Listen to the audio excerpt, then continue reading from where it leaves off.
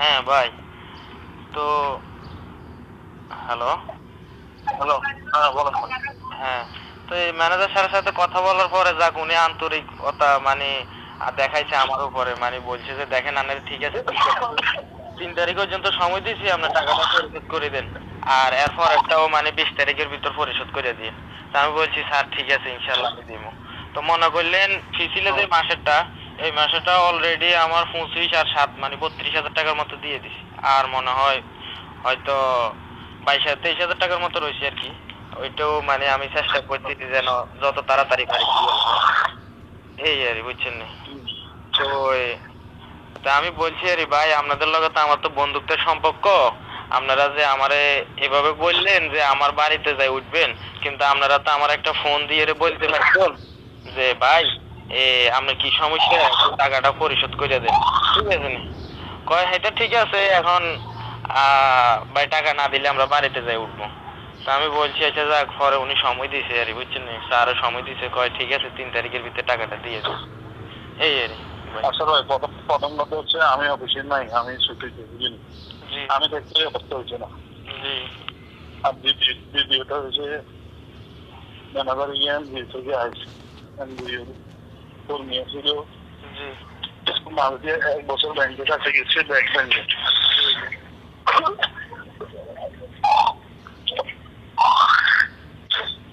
কথা বলতে পারতেছি। জি জি জি বলেন। জি 1 বছর 1 বছর ব্যাংকে কাছে গেছে, ওখান থেকে আসি জি ব্যাংকের ম্যানেজার হয়েছে। জি খুবই খারাপ করতে দিল, হ্যাঁ বুঝলেন। জি জি জি উনি আপনার মানুষের মানে কোনো ছাড় দিতে হবে হ্যাঁ আর কি অবস্থা।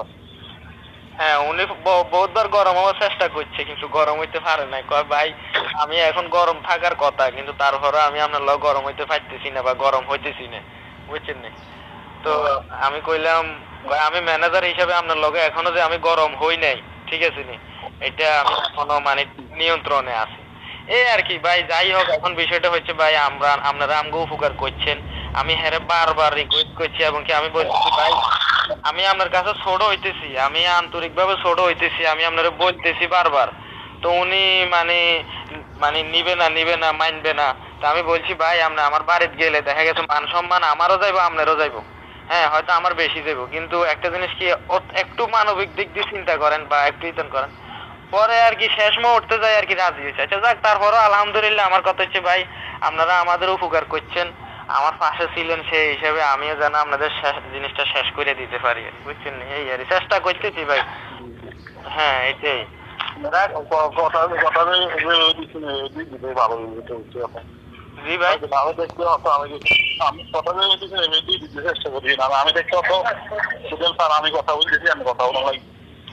হ্যাঁ হ্যাঁ হ্যাঁ হ্যাঁ হ্যাঁ হ্যাঁ অবশ্যই। এখন বিষয়টা হচ্ছে যেহেতু হেমিয়ার লাগে কথা কইছি, আর কথা অনুসারে আমিও আজকে ওই কালকে আগে রেমিটেন্স পাঠাছিলাম। তো তো আমি বলছি স্যার আজকে রেমিটেন্সটা ঢুকক, 7,000 টাকা ঢুকছে, তো আমি 7,000 টাকা দিয়ে দিস।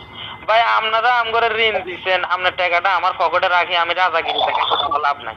ঠিক আছে, নিচে আমার উপকার সারছে, আপনারা যত তাড়াতাড়ি দিয়ে লাইতে আমি সর্বপ্রথম থেকে যে কথা এখনো একই কথা।